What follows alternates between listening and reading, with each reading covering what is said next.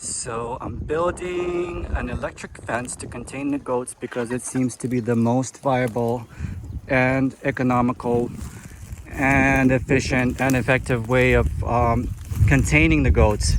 The goats are so crazy. They can jump high, they can climb, they will damage the wire fence. Plus the ease of installation is a lot better with electric fence. So if it's semi-permanent, meaning you're not moving it too much around, you can get fiberglass or plastic stakes. These go in between corner stakes or corner posts, and these are the corner posts. These are metal painted, or you can get galvanized, pretty standard T-post. And then so these ones are more sturdy, that's why we're using them for corners. And goats need a lot of space, so there's actually, you can see their house, their cover over there. And so we will continue going that way, and we will expand their ground, their eating area, going that way, and keep it straight over here, and then we'll close it off in the end over there. So they're gonna have a lot of vegetation and they can just do their own thing. Makes the electric fence installation easier is that it doesn't have to be super tight when you're stretching the wire, and that's why you can use plastic posts in between. And I'm just using this roll of line to keep things somewhat straight as I corner off the sections. So I just stretch it from one post until next one, and then you want to make sure you clear the area in between the stakes, because you don't want anything touching the electric wire, because it will diminish its efficiency. It'll basically ground it out, and then it's not going to be effective. So I basically do a line of sight because we are dealing here, we are in a dense vegetation area in a rainforest, although it hasn't been raining a lot lately. But this line really helps, because after I do this, after I stretch the line to have that clear line of sight, I will weed whack this with a blade attachment, because like I mentioned, you don't want any kind of vegetation touching the electrical wire. I'm just stretching this all the way from there. All right, make it a little bit tighter over here. And then I'm gonna replace this one with a metal stake too, because it's gonna be the corner. And then the other one I'm gonna stretch there. And so there's kind of like a bottleneck over here, and then it's gonna expand out that way. And then this is actually where the goats, so and then it kind of does the corner, it expands over here. So the goats obviously had fun here, but this is where their canopy is, to protect them from the rain and stuff like that. And this is where their milking station or whatever is, the goat stand made out of pallets. And so this whole area was actually fenced in with a regular fence, but they just go right through it, and I didn't want to make it super tight. But even if you make it super tight, they're going to try to climb it. So all these white stakes is where the electrical wire are going to go through.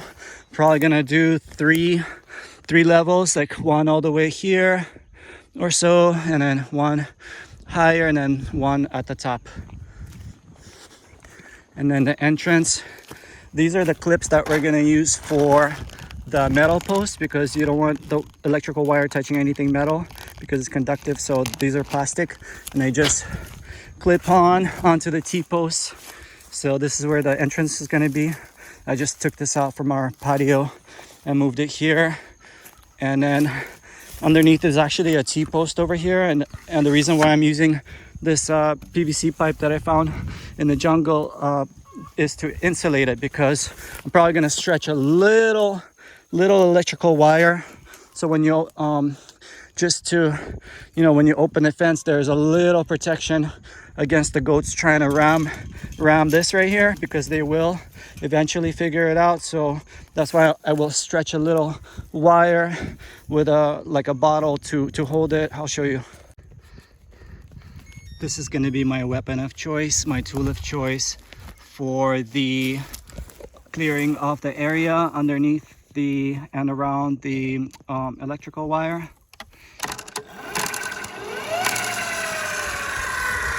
Very nice tool, very useful. It's basically a Greenworks brand weed whacker. I'll leave a link in the description. This is the 40-volt model on lithium battery, and then I just use this triple blade attachment. Really effective for taking out like heavy vegetation, small like bushes and small trees and stuff like that, and ferns.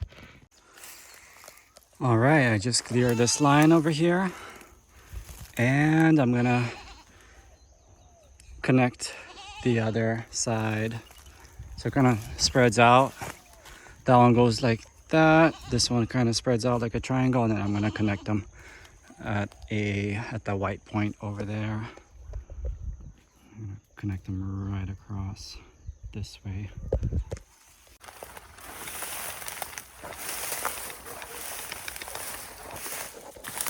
As you can see, it's very thick vegetation here, and well, we're just trying to connect the lines. Another great tool to have here, what I use as one of my hand tools to dig a little bit deeper holes in the lava. What makes it challenging is that it's not much soil here. So as you can see, it's literally like barely 6 inches of soil. And so this is the tool I use. It's a 16-pound, like a post digging stick. And it's a really nice hand tool. That way you don't have to get the jackhammer out. And I use this one for the metal T-posts because I want them to be in more and stronger. And then when I put them in the hole, I just hammer them in, but I go a lot harder than this, obviously, to drive it in. So nice little sledgehammer or a post driver is a good tool. Okay, and as far as equipment that you're going to need to set up your electrical fence, you're going to need a fence controller. This is like the brain of the whole system. It's gonna basically, it's basically like a box. In our case, they come in two methods of generating electricity or diverting electricity. One is AC, which is basically you plug it in into a outlet. We're gonna plug ours in because we already got solar on our roof. So, and then the pasture is close enough, and then the other way is solar based. So it's basically the same thing, but it has a little solar panel, a little solar battery, and then like if you're far away from an outlet, then that's a good way to go. Or if you're rotating from place to place, that's a good way to go. This is the American Farmworks brand, and as you can see, they're actually rated based on miles and based on joules. So joules is how powerful it is, and miles is how far you can stretch the wire for this controller to be effective. And 15 miles in this case means, let's say you're using 5 strands of wire, one on top, one on the bottom, and like 3 in the middle. Then you're gonna take the 15 miles divided by 5, and that's how many miles you're actually going to get maximum. So it's going to be 3 miles because you're using 5 strands in that case. I'm probably going to use 3 or 4 strands. So, you know, there's models that some of them are lower, some are higher. This one kind of shows you a picture of what this one can control, the kind of animals. So it's pretty diverse, from rabbits, chickens, sheep, goats, pigs, cows, and horses. That's pretty much all of them, as far as size and stuff like that. And yeah, so we're gonna set it up. It has to be covered from the rain and from the elements. The other things you're gonna need is three 6-foot long ground rods spaced 10 feet apart. So ground rods, I had to piece this whole setup. I really needed to get it as soon as possible, and I had to piece it together based on whatever was in the store. So I got this in one store, then I got the ground rods on the same day from a different store because the other store didn't have it. So these are the ground rods. This one 8-footer. This one we actually cut the 8-footer in half, so these are two 4-footers. And we don't have much soil here, so it's going to be impossible to penetrate it 6 feet in. That's going to be impossible. So we're going to use shorter ground rods, and we're going to slant them so they get more soil coverage. And then you're going to need clamps for the ground rods. These are the clamps. Make sure that it's the same thickness. This is 1/2 inch ground rod, so make sure your clamps are gonna fit. It usually tells you what it's gonna fit. So I got 3 clamps for my 3 ground rods. Also have the these ones are the insulators for the metal T-post, because metal is conductive, so, and plastic is not. We're gonna wire the wire through these insulators. And then this is the wire. I got 2 rolls, 14 gauge aluminum electric fence wire. Each roll is 1,320 feet long, so that should do it. And then the other thing I got is 50 feet of underground wire, 12.5 gauge. This is insulated wire. It doesn't say that it's rated 20,000 volt or whatever. Hopefully it's gonna be okay, because here it says connect 20,000 volt hookup wire from fence terminal to fence wire. So this is from fence terminal to fence wire, that's D. And then this is the insulated ground wire. So I think I'm gonna use the same thing for C and D. And yeah, so that's the basic setup. I had to piece by piece. So let's try it out. So this is what it looks like straight out of the box, and it doesn't really come with much. That's why I had to, piece the other things together separately. It just comes with this for manual, which is kind of funny. Like, what if you don't have a smartphone? It's like they assume that all people have smartphones or internet connection. Anyways, well, we have a smartphone. So you have the ground that's going to go into here, the ground wire, and then the fence is going to go into here. And then we're going to plug it into an extension cable from the house. And then this is what it looks like on the other side. And then we're going to hang it using these holes right here. So the next step is to install the grounding rods. I got these ones, Home Depot. They were cheaper than Tractor Supply. They were 8 feet long, and this one still is, but the other one I cut in half. So because our soil is not very deep, so I'm actually using a crack in the lava to put this 4-foot one in as much as I can. And then the recommended length of the rods is about 6 to 8 feet. And then you want to drive it into the ground as much as possible, maybe only with about 3 inches or so sticking out above the ground. Rocky soil is not very conductive. Dry soil is not very conductive. So opposite of that would be like clay wet soil, which is very conductive. And in these lava rocks, it's actually kind of clay soil. And I'm probably gonna add more soil. I'm not sure if that's gonna make a difference for it, but I'm gonna add more soil to kind of fill it up. And I'm gonna try to drive this one. I was using a small sledgehammer to drive it in, you know. So this is 10 foot distance in between the three.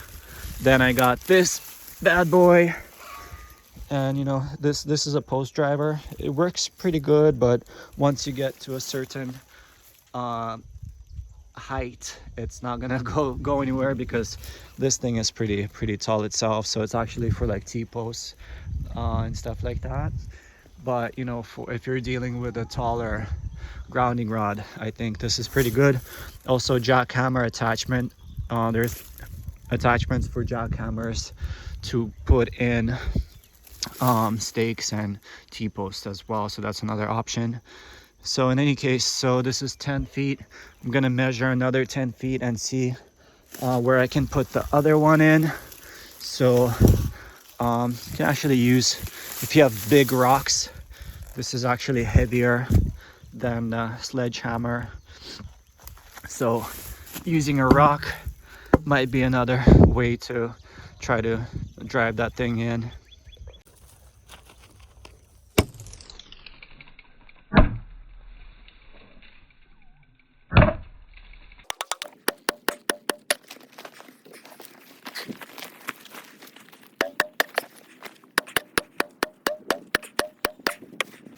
And since we are dealing with shallow soil, I pre-test the depth of the soil with like a thin stainless steel bar over here.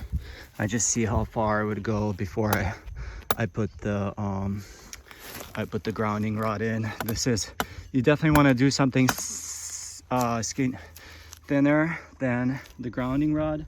Grounding rods are 1/2 inch thick, so do something with thinner, that's thinner. It's going to make it easier to go through, pull out, and then once you put that grounding rod in the same spot, it's not going to be loose.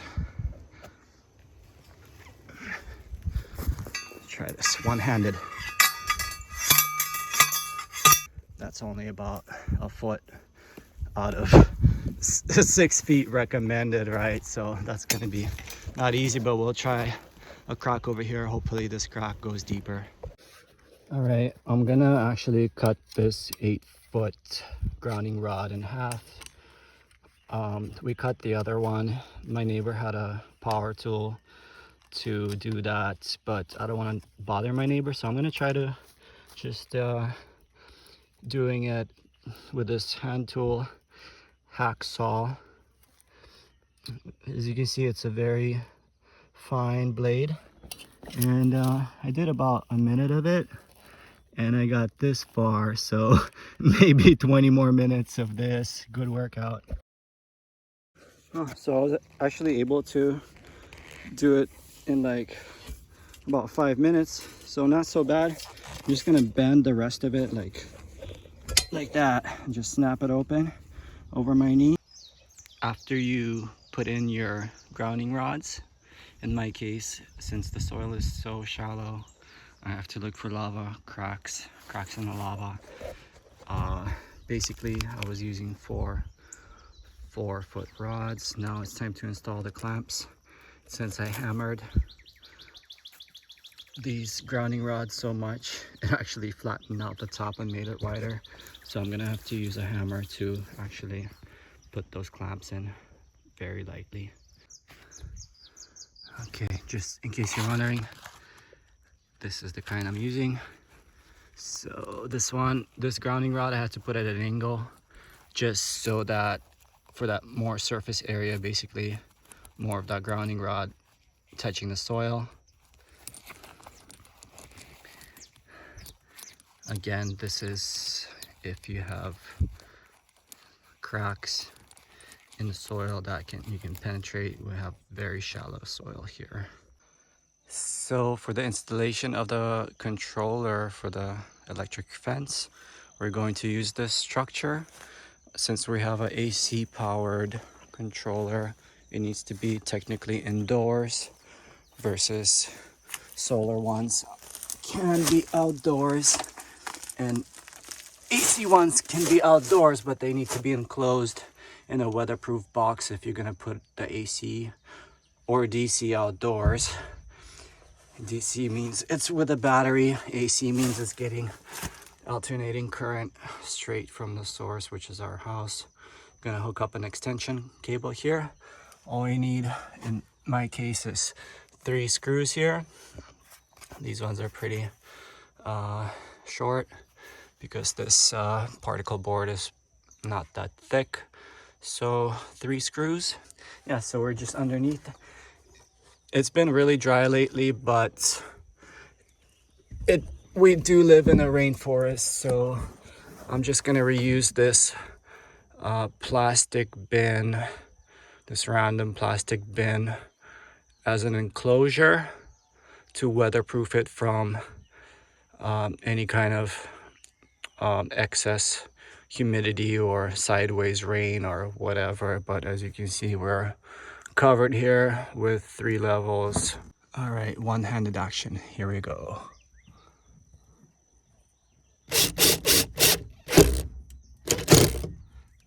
All right, got them all in.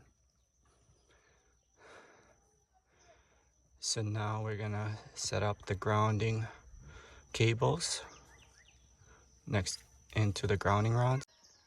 So after you install your ground rods, we're gonna connect the ground wire to the grounding terminal. I already took off the little plastic covers. We're gonna strip the wire with wire strippers to expose metal, because metal to metal contact is essential. And then we're gonna hook this on. Okay, so I inserted my first line from the terminal, from the ground terminal to the first grounding rod over here. I didn't secure it yet, and now we're gonna, so I cut the line from ground terminal to the grounding rod, and then we're gonna extend another line from first rod to second one, and then cut it, and then from second one to third one and cut it. To cut wire, I'm using these wire cutters, very handy tool for fencing and stuff like this. For sure, that's part of fencing, so very nice. Okay, so this is what the connection from grounding rod to grounding rod looks like. I'm just using a wrench to make it nice and tight.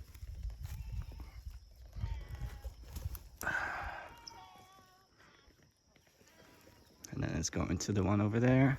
This one's going to the one over there. This is the middle grounding rod. Okay, so now I connected the fence line to the insulated cable, and that's gonna connect to the fence on the outside over there. All right, so it started to drizzle, which is actually good for the fence because it makes the ground more conductive for the grounding of the fence. Dry soils are not very good for it, so I hooked up an extension cable going from our house underneath the shed to connect to the energizer. Since it's AC powered, it's gonna get electricity from the house. The house is on solar, so we're gonna connect this later to the energizer, and now we're gonna stretch the wire for the electric fence. So this is the wire I got. It's 14 gauge aluminum electric fence wire, 1320 feet here. And then I'm just gonna use either this, just some little thing I found, or maybe this to roll it, to make it easier to unroll it. Just by holding it. Probably use this because it already has a handle. It's actually a knife sharpener, but you know, this can be used as a fence unroller. So I'm going to start here. This is one of the poles that is next to our entry point, which is a small fence opening here, small door. And I'm starting at the top, and I'm actually putting it through all the way to the bottom, because eventually all 4 levels will have to be connected. So instead of cutting wire, I'm just going to already pass it through from top to bottom. And now I'm gonna roll it all the way down the line and around the whole perimeter and bring it back to this pole over here.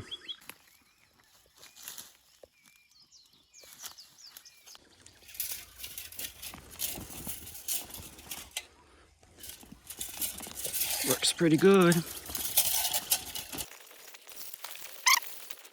We're gonna tighten it on this T-post over here because it's pretty nice, somewhat solid in the ground. Okay, so this is what it looks like so far, all the way from the gate entrance, pulling this bottom line. So these ones, I'm just pulling it through. I'm not even attaching it to these ones.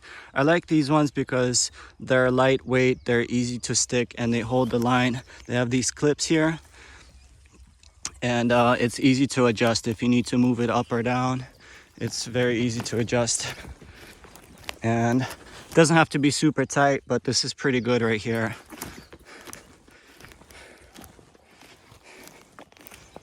Okay, going to the next T-post. Little bend over here. Also, I like these plasticky ones is because they're white, so they're easy to see. Let's bring this one. We can adjust these later. They're white, so they're easy to see. They come in black, but the black ones, you know, they don't stand out as much. And I know some people on YouTube and whatnot have said that these eventually break down. Well, yeah, eventually plastic does break down, but I think it's pretty good for an easy installation in between the metal ones, which are definitely more solid. So somebody forgot to put end cap right here. These ones are screw on. These ones are pretty good. The other type is the clip on that we use. We mostly started using these ones because people were saying that they're better than the clip-on ones. But we use both because we ran out of the screw-on type, and so we're using the clip-ons on some of the posts. So I just finished setting up the fence. Let me show you how I hooked it up from the controller box, which is the Energizer box that's underneath this tree house. There's this cable. I think it's a 12.5 gauge going into the fence right here. And then I just wired it here, and then I connected the wires just so that it gets a better charge over here. Okay. And then after that, don't touch it, Belle, it's gonna zap you. And then after that, it's as simple as plugging it into the extension cable that goes to the house. And then I just kind of waterproofed or weatherproofed somewhat the Energizer using a plastic, just a used plastic bin that I found. I'm gonna try to find the lid and attach the lid to the wall so I can snap this in on and off easier, and that way there's a better seal because it's not completely weatherproof, so rain or moisture could still go through here. And then let's test it out. I'm going to show you how I tested it.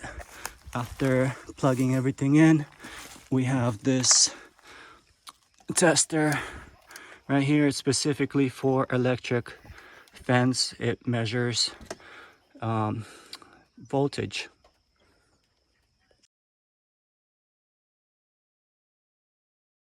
So we're gonna use this guy as a test subject. The electric fence is now set up and working, so let's go.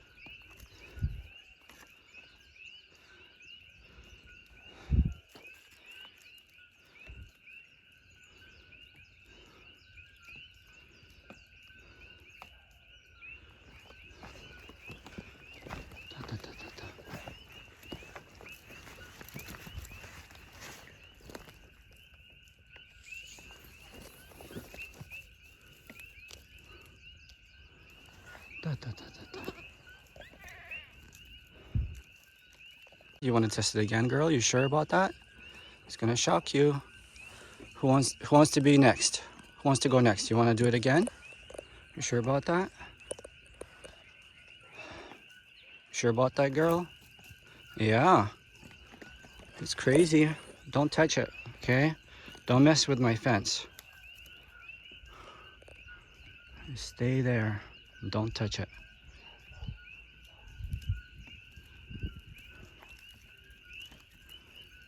Yep. You want to try again? You sure?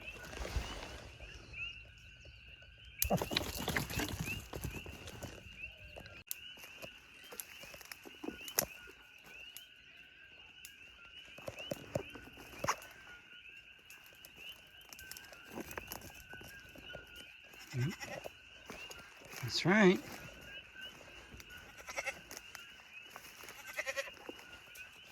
Don't touch it. Don't touch it.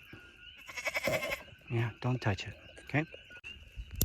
Well, you can see the spark on this one, even though it's not touching the metal due to the water's conductivity. It's passing on the electrical charge to the post, and I suppose it's grounding it. So we're reuniting baby mama with baby in their new electric fence that's gonna hopefully contain them once and for all. Hey, what are you eating? Weeds? Okay, fine. Okay, we're coming. Let's open the gates. Stop, don't want to touch that. Careful, it's electric. It's electric. Whoa. Okay. Hold on. I'm gonna unhook you and then you're gonna explore. Okay, go explore.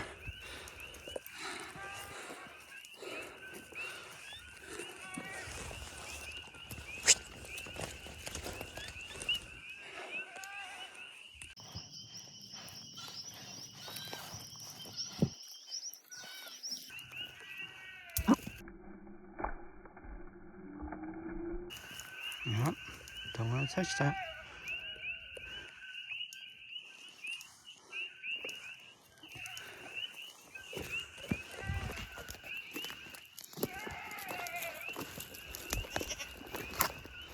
Don't want to touch that. Told you, don't want to touch that.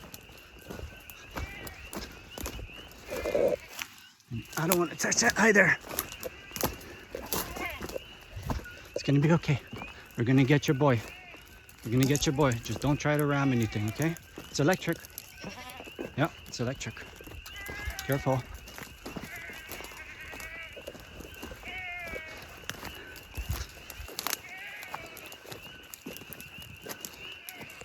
Okay, we're gonna get your boy right now. I promise.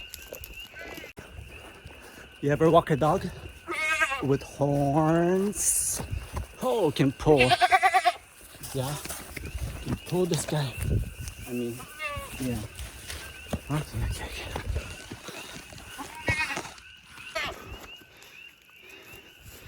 Are you lost or you like grass? You like grass? Like grass, ho.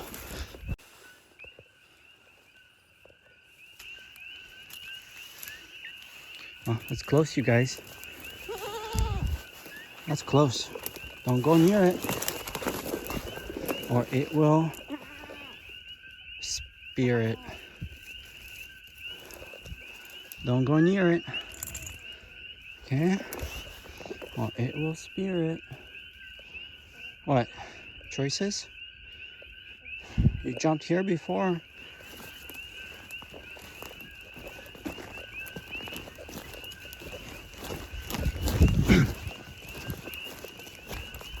Oh, you found your own.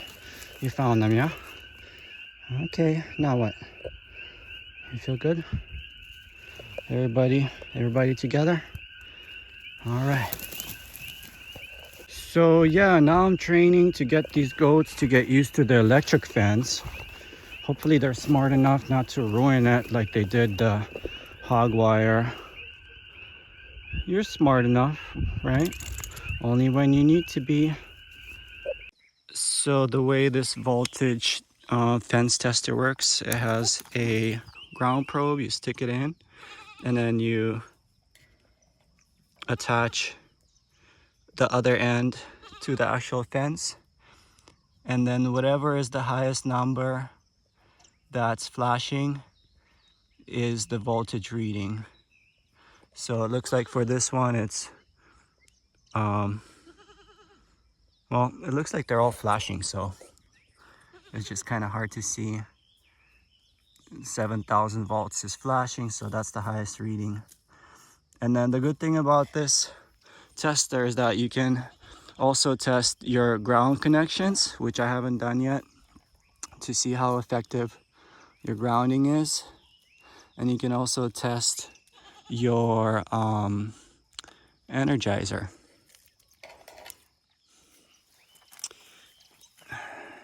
I made this walk-in gate right here using this already was part of the house, part of our outdoor patio.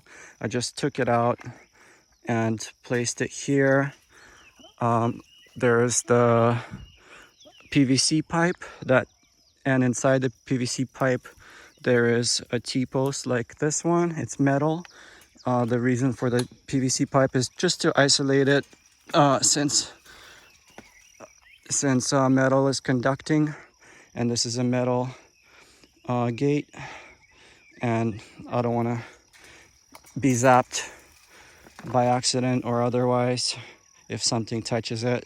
So I'm keeping all the hot stuff, all the hot wiring out of it, and I just literally attached it with some bungee cords that I found. Yeah, and then as you can see, the actual fence is connected to separate T-posts on the side, and then I just stuck this in just to close in that gap. Let's test this. This is the little hot wire opening string. Thanks to the video on YouTube that showed how to make one, so you don't have to buy, if it's a small opening like this, you can literally just lay a string here, stretch a string, and your handle is plastic bottle. In this case, plastic is non-conductive. You basically drill a hole here at the top, you drill a hole at the bottom, you put this the wire through, then you do a little loop so it doesn't slide up or down, so it kind of just stays, and you make a little hook here, and on one end, which is opposite to the energizer, it's connected to plastic, which is non-conductive, because if it was connected to a hot wire, this whole thing would be hot, and I don't want to mess with that because it could, you know, touch by accident. And right now it's not hot because the only hot connection is actually over here. So let's walk in. And what this does is just one, you know, it just kind of tells the goats that not to go here either, just to kind of continue this. Anyway, so I put the hook back on to a hot wire, so now it's live. So let's test this wire.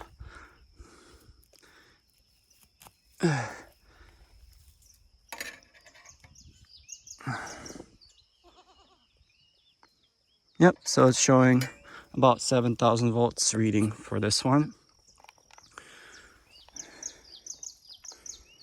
All right, I'm going to close this this gate. And this has been very effective so far, other than when I tested with the big buck over here, Buck Wild, and the rest of the crew was outside the fencing. He actually wanted to reconnect with them naturally because his mom and stuff like that were there, and he actually jumped over this. Yeah, but I think if they're all together, he has no intention of escaping and leaving them behind. So this is what it looks like. We just put these flags over here just so the line is more visible. We haven't done the whole perimeter yet, but we will probably do that. And then we're gonna go to the very end of the fence to test the wire, because supposedly the further you go, and especially if grounding is not adequate, then look, they're all following me. Then the voltage would be lower.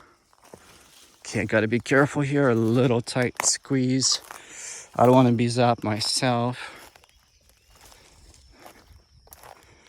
All right. All right, so we're basically at the opposite end from the ground rods and from the control box, which is the energizer. Gonna insert the probe into the ground and see what reading it gives.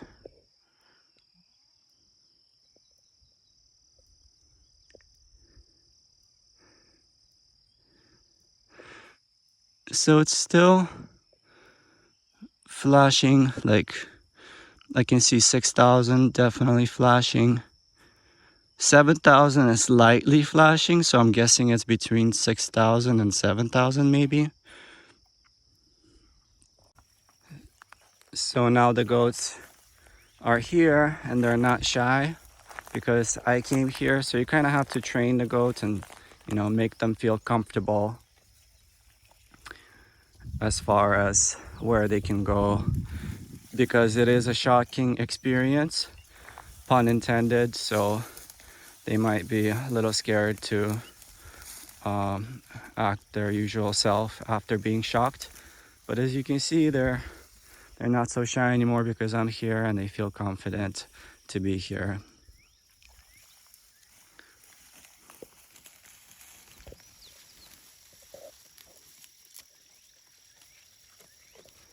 Thank you for clearing the land. I really appreciate it. And thank you for, you know, just not having me to buy all this food for you, that you can just eat it here. Thank you.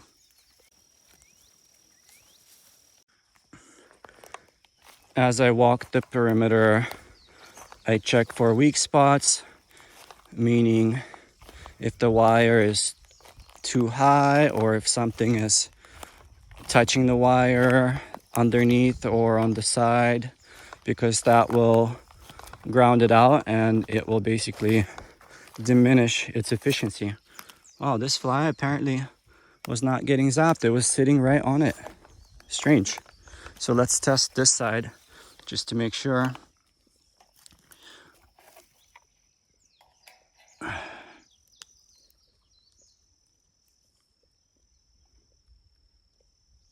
Yep, showing 7,000 volts, which is what it's supposed to be. All right. Looks like there's some dry bush touching the wire over here. So let's move it to the side and down.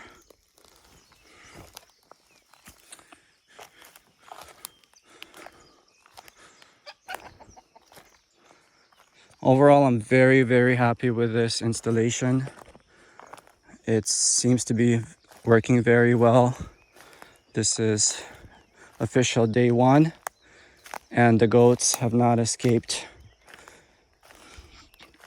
or try to ram it or anything like that, like they did before with the metal fence, which was a nightmare. So now we get our life back, and the last thing I'm gonna do is put up signs, basically saying that it's an electric fence, because in some states it's actually required by law.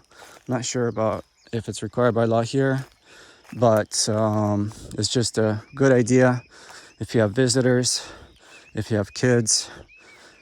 So I'm gonna put up a sign at the entrance, and probably around other sides nearby, so it's clearly visible. And this is what the fencing sign looks like, made out of plastic, so it's gonna last a long time outside. It comes with holes. I'm just gonna attach some clips to it and put them at the entrances and stuff like that. You guys, thank you so much for watching. I hope this video was valuable to you. Aloha.